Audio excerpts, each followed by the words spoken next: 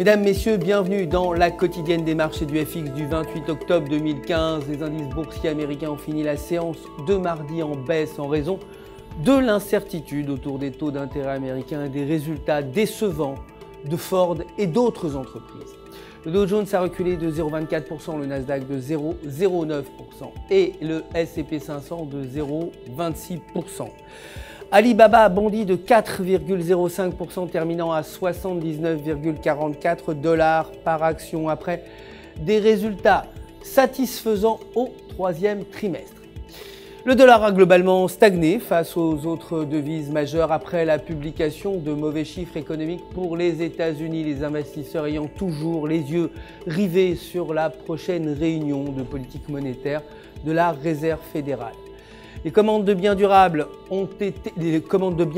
corps ont été inférieures aux attentes en enregistrant un recul de moins 0,4% contre 0%. Côté matières premières, l'or s'est inscrit en hausse pour clôturer à 1167 $ l'once. Les cours du baril de pétrole ont nettement chuté, terminant à 43,40 $, à un niveau proche du plus bas atteint il y a 2 mois. Côté devises, l'euro a fini en légère baisse face au dollar. Les opérateurs du marché d'échange attendent la fin de la réunion du Federal Open Market Committee pour obtenir plus de précisions sur la date du relèvement des taux d'intérêt. La paire euro-US dollar est actuellement proche de la bande inférieure de Bollinger.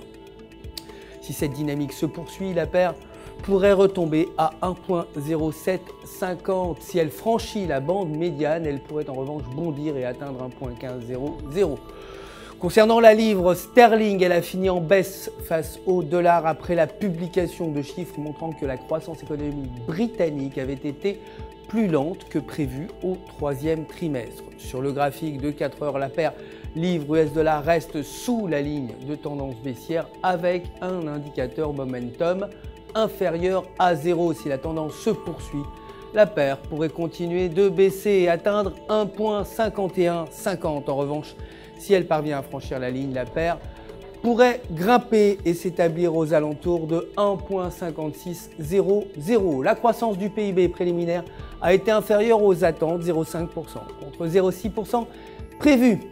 C'est tout pour aujourd'hui. Je vous remercie de nous avoir suivis et je vous retrouve avec plaisir demain matin pour la suite de l'actualité des marchés du FX. En attendant, restez en notre compagnie bien sûr sur www.ufx.com. Pour tous vos besoins de trading, un conseiller est là pour répondre à toutes vos questions. Tout UFX se joint à moi pour vous souhaiter une excellente journée de trading.